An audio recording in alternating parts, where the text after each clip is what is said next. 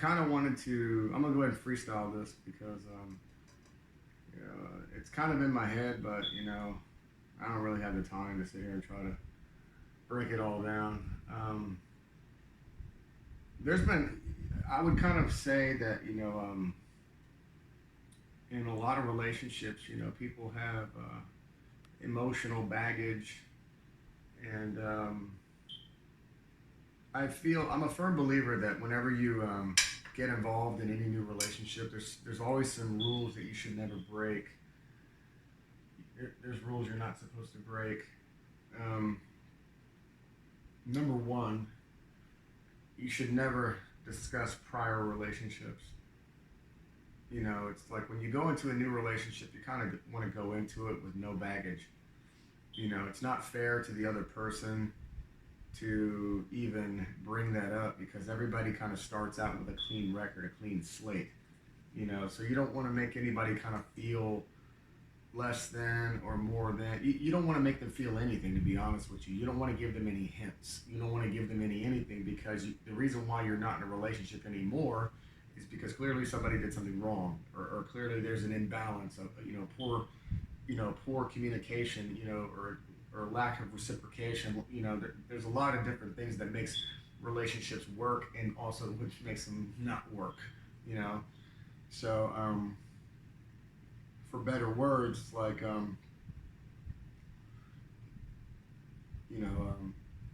things just have to kind of have balance. Everything has to make sense. And so I kind of feel like we kind of have to put it back on the wall of shame, so we can kind of illustrate, things the way that they are, the way that they come, and in the last couple of weeks, I'm not saying, I would just kind of say that people close to me have come to me for counsel, and it all makes sense to me. Like everything that they're going through makes sense, but it kind of seems like when you're in the midst of your when you're in the midst of your mania, you can't figure out which way is up. And it's very I would find it extremely frustrating to watch it, and it's even more upsetting when you see it and you're trying to explain it. Because it's literally right on the wall. You know what I'm saying? The writing's on the wall, but it's like you can't read. And that's people in their addictions. That's people. That's people in their addictions. That's people in their misery. That's people in their defiance. It's people in their pride. Ugh, that's a big one. They're too proud. It's also people in their what's the word? They're compromised. You also just have people that just kind of they refuse to accept it. They're in denial. That's the key. And you have some people that come to you and you explain everything like until you're blue in the face, but it's like they don't want to hear the truth. They just want to hear what they want to hear. I'm a realist. I can't sugarcoat shit to make you feel better and then let's go over it again for the next 6 weeks. It's a waste of my fucking time. And it's a waste of your time as well. It's like if you want to be in denial and stick your head in the sand, by all means, do that. But you're not gonna move to the next chapter in your life if that's the behavior that you're gonna continue, doing, because it's very childish, selfish, So I'm gonna do a brief demonstration to kind of illustrate a scenario, a toxic relationship which got even worse. And it's interesting that I have gone through this with 3 separate couples. Very common in situation, different subject matter, but extremely common scenarios with extremely common sub-factors which have led them to the same result. And so without further ado, let's get started. So I would say this portion of King David Super Show is brought to you in part by Diet Dr. Pepper, but I ain't got none right now. I got it downstairs and I'm recording, so I don't want to. I don't want to interrupt my my deal. So, real life example. I'm not going to use names, but we're gonna illustrate something that I feel is extremely common. So, we'll say we have person here. You know, we'll say person Z. Okay. I don't know if that's the right color for illustration.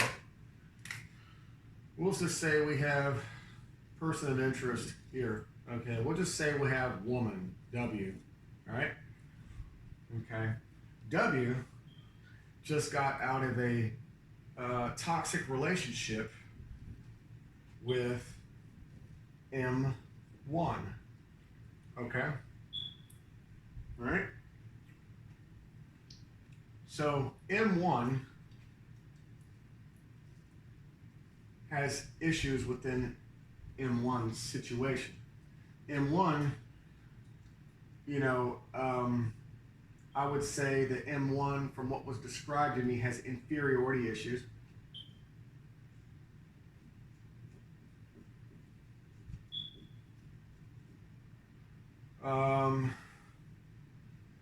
I would say trust issues and has a drug problem.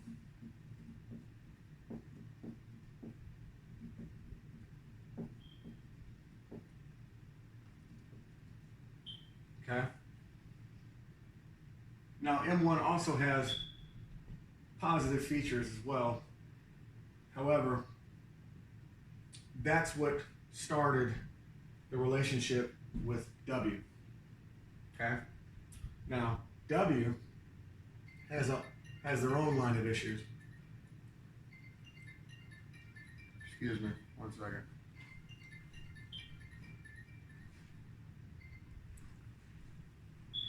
So W has its own line of issues, you know. All right.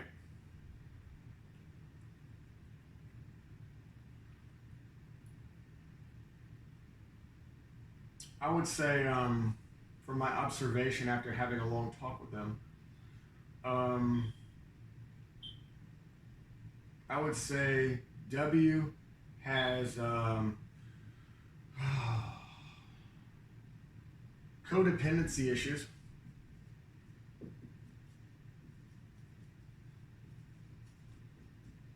Codependent issues. They have, I'm going to say daddy issues.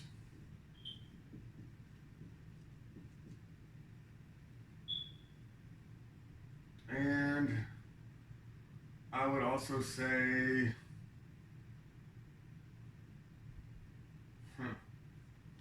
give me a second, because I'm kind of freestyling this.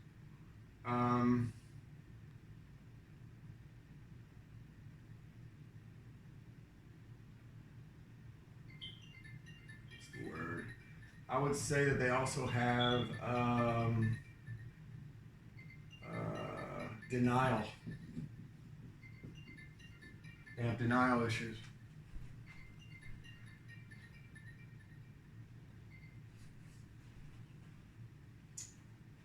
They have denial issues.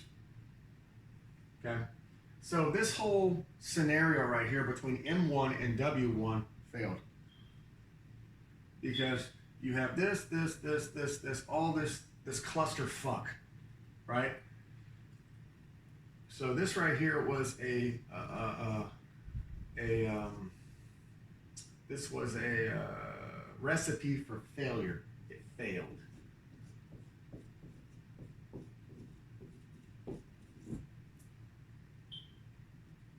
There's no way it could work. So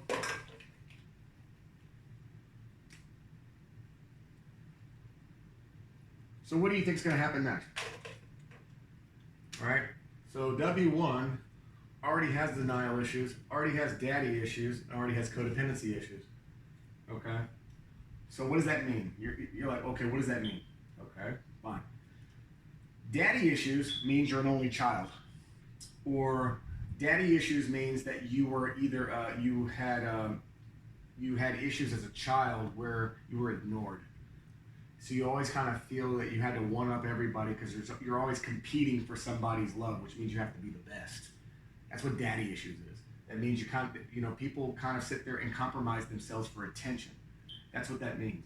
Now, being in denial means that somebody in your life is acting as a mirror, and they're displaying, or they're illustrating to you the shit that you're doing, and you refuse to accept it.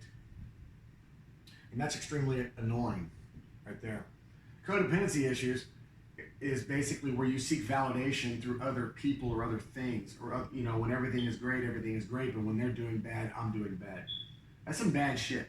What that means is you're not whole. You can't think for yourself, or you basically can't, you're on your training wheels, or actually you fell off your training wheels and you are on your you're not on your happy line. You are on your final support. You are on your support line when you have codependency issues. You're constantly on that support line, like what I did in my previous video. You have your happy line, and then you have your support line because you've fallen from grace. Well, eventually this shit gets old. You can't always sit there and stay on your training wheels, because the people that support you will eventually get tired of it. It's like, look, get off your ass and do something. You know what I'm saying? You cannot always stay on the support line. You got to get back on that happy line. So when you have codependency issues like that, it's like you're basically seeking validation. You're seeking validation.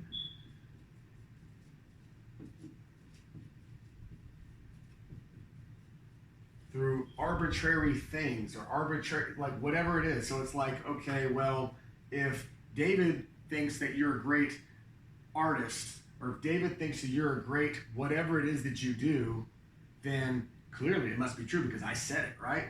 No. You know what I'm saying?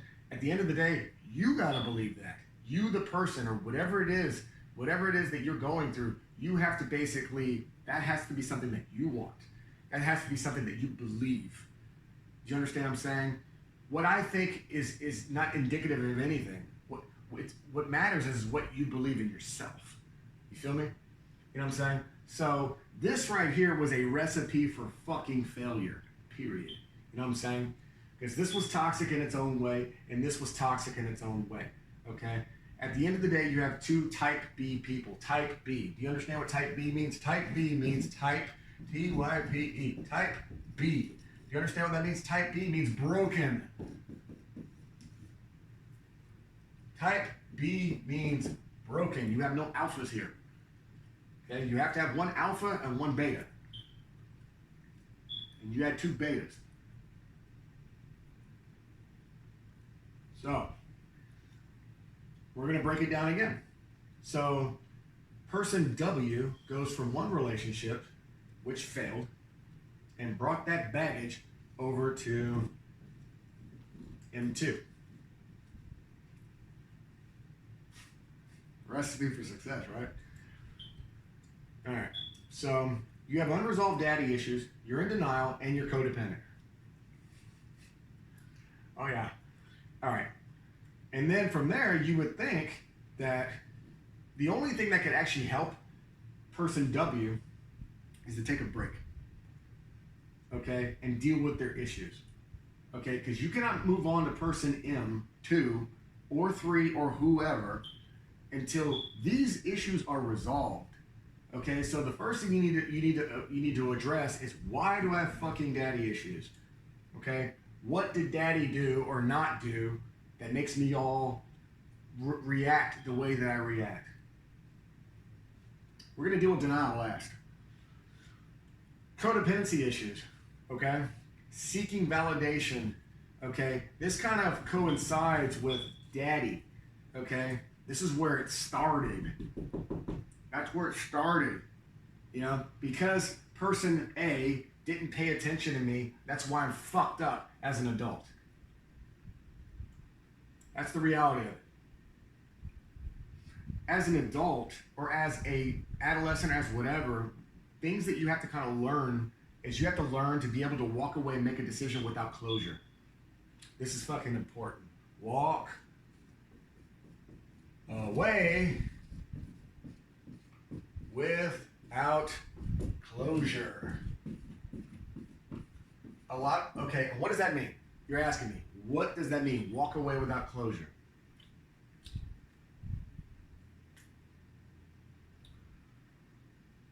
People always want to have the last word. Like, okay, well, that's why you're a bitch and fuck you. And then you exit the building. Drops the mic. That's closure. You know, walking away with a bang.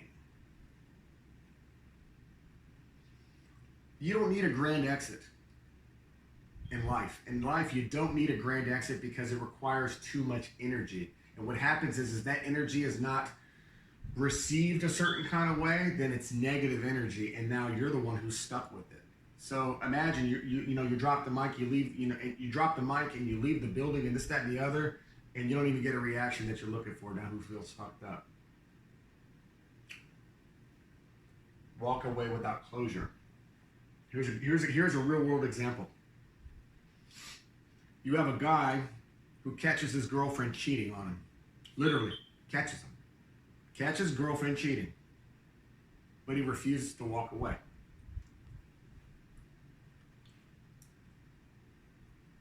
I'm going to say this again. You have a guy who catches his girlfriend cheating. Literally, catches him. But refuses because he's in denial. You know what I'm saying? Refuses to accept the reality of things because either this, or they're in denial, or this. There could be this, it could be this, and it could be that. There's so many different categories on what the neurosis or where the breakdown in this person's self-esteem has just fallen apart. He refuses to accept the fact that she does not love him to the point where she's going to cheat on him blatantly. You know, where's the respect? We'll talk on that. We'll get on that on a whole nother class. But at the end of the day, guy catches girl cheating. He has every valid reason to leave. You know what I'm saying? So, but instead he wants to walk away. He wants to walk away and drop the mic and drop bombs and this, that, and the other. I'm like, but at the end of the day, the only person that's hurting is him. Because it's like he wants you to drink the. It's like he wants to drink the poison, but he wants you to die. That makes no sense. You know, walking away without closure means that he can basically walk away knowing or having a hint that something is wrong and being okay with the decision that he made. You know what I'm saying? Walking away without closure means, you know what, I've made a decision and I'm done. I don't need any more evidence to prove how I feel. My feelings are never fucking wrong, okay? That is enough closure that you need. If something makes you feel imbalanced, if something makes you feel fucked up, or if something just seems odd, or if it doesn't feel reciprocated, your feelings are not wrong. It's all energy. If you put energy into something, it has to be reciprocated. Otherwise, it will not work, period. You know what I'm saying? So, getting back to the subject here, you have M2 that's in a failed that's already in a failed relationship with daddy issues, codependence, and denial, right? All right, so here we go. Boom, round 2. Now, M2 has inferiority issues just like M1. How do you like that? Okay, and M2 has trust issues just like M1, right? Now, I'm not gonna say that M2 has a drug problem, but M2 definitely has inferiority issues, and he's miserable. You know what misery loves? Misery loves company. Okay? So this is just a recipe. This is a fucking recipe for another failure, right? So, in this situation, so what transpired here, right? Here we go. So the recipe of this situation was fail. So what ends up happening is M2 is not happy with himself. So M2 wants to beat up on W1. W1. M2 thinks that it's cute to sit here and basically beat up on W1. Well, you're terrible, you're this, you're that, you're this, you're that, you're this. You already have W1 that has daddy issues, that's codependent, that seeks validation through others. See what I'm saying? And is in denial that all of this shit is transpiring. So what do? They stay. And finally, it got to the point where the whole fucking recipe just imploded. And of course it failed. So the problem here is W1 is in a bad mental state. W1 is pretty bad, doesn't know which way is up. So we got to kind of reverse analyze everything that happened. You got to reverse analyze it. And it's not as hard as you think. Okay?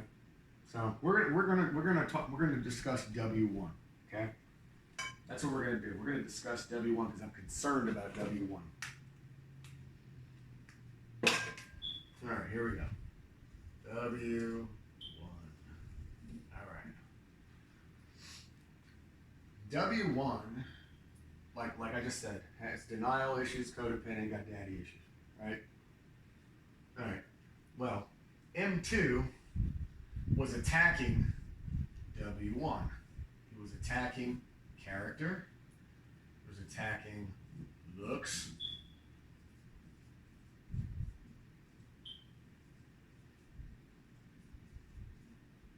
Attacking their dreams.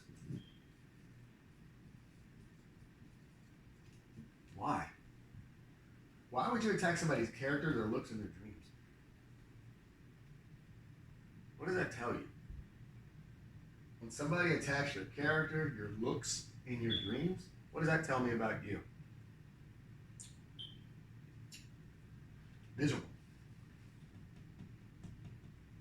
People that are miserable, misery loves company. So, for example, I used to be 300 pounds. I think I have a pretty decent personality.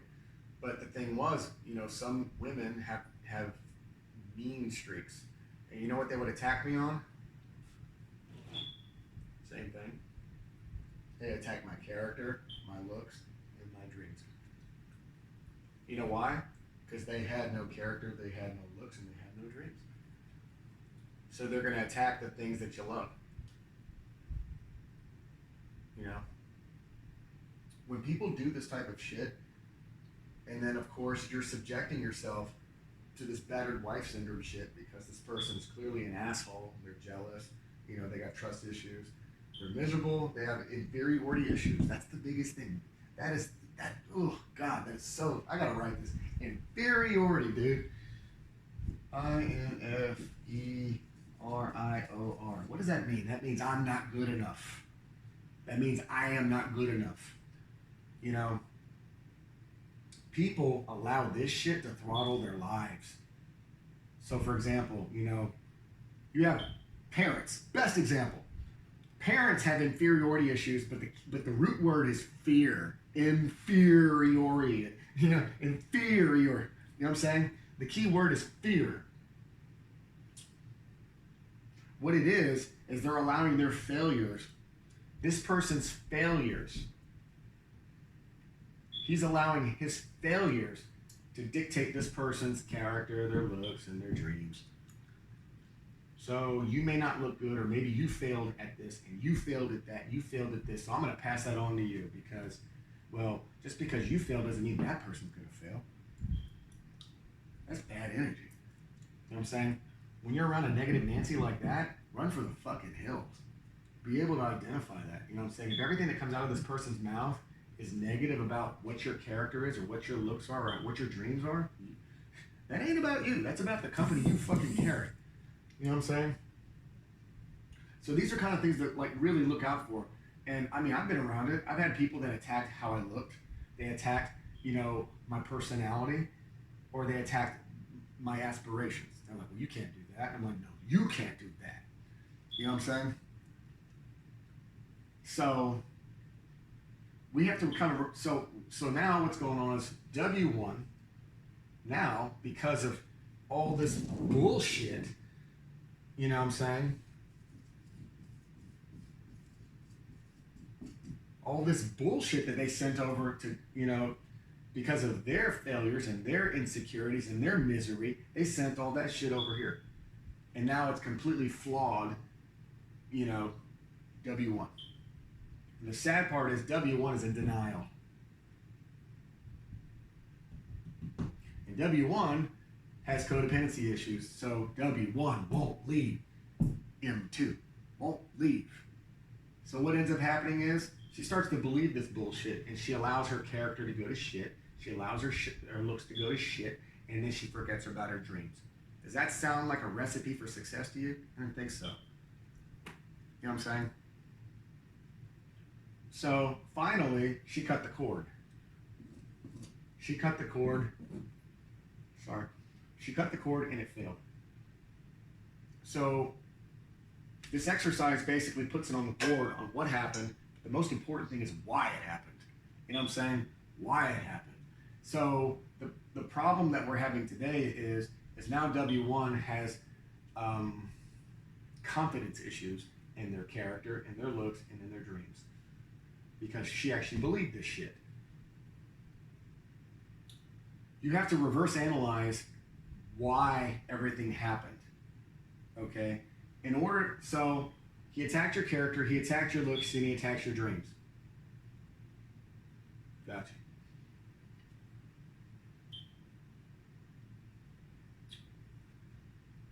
But you got to understand, whatever negative shit that was attacking your character, your looks, and your dreams, you have to send it back. And say, hey, dude, I'm good. You have to understand, I'm okay. There's nothing wrong with me.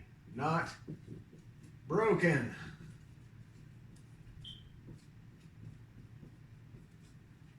Not broken, okay? That person is broken. What did I just say? Type B. Broken. So this person has to basically go through maybe a little bit of therapy or counseling or just understanding that whatever bullshit that was sent over is completely nullified. It's not real. So he attacked your character and he said this about you and he said this about you. You have to say this about you. You have to understand that those things were spoken out of misery, out of inferiority, and out of trust. He attacked your looks. Why? He attacked your looks. He attacked your looks. Why? Because he's miserable. He's got inferiority and he has trust issues. He attacked your dreams. Why? Because maybe he's miserable because he failed. He has inferiority issues and he has trust issues. That's pretty much it. Once you kind of understand how to reverse analyze, reverse psychologize people's behavior, it'll make you whole again. It will make you a more powerful person. It'll give you a stronger mind and a greater love for yourself than ever before. And you will never, the key word, you will never fucking compromise your character to please anybody like this. Don't get yourself involved with type B people. Be able to identify type B people. Broken. Type B people. Walk away from them.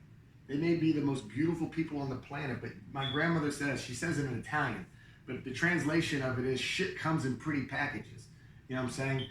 And but this is kind of a recipe for failure. And it's so common today. It's so common today. So, long story short, you have W1 that's already kind of in a type B personality, got himself involved with another type B personality who allowed their misery and their fears and their failures affect W1. And of course, because he was not happy with himself, he attacked W1, he attacked her character, he attacked her looks, and he attacked her dreams. And she believed it because she is in denial. She's in denial. She has codependency issues with daddy issues because she has something to prove to the world, and that's why she refused to leave him, which creates what? Battered wife syndrome, right? Okay? But what needs to be done is finally she cut the cord with him, and she needs to kind of mend these broken fences. It's like, you know what? There's nothing wrong with my character. I'm okay. There's nothing wrong with my looks. I'm okay. There's nothing wrong with my dreams. I'm not broken. Send that shit back and fuck you. You know what I'm saying? We're gonna get off that. We're gonna get off of you know, we're gonna get off of this support line and get back to the happy line. Food for thought. That'll be cool. Have a great day. If I can help, you know, if this helps one person, then I've done my job. I do this for free. You know, I don't know if this is God talking to me or I don't know what it is, but you know, it just makes sense to me. You know, and everything that I've drawn on the board, I've actually been through, and maybe that's the reason why I can identify it so well. Y'all have a great day.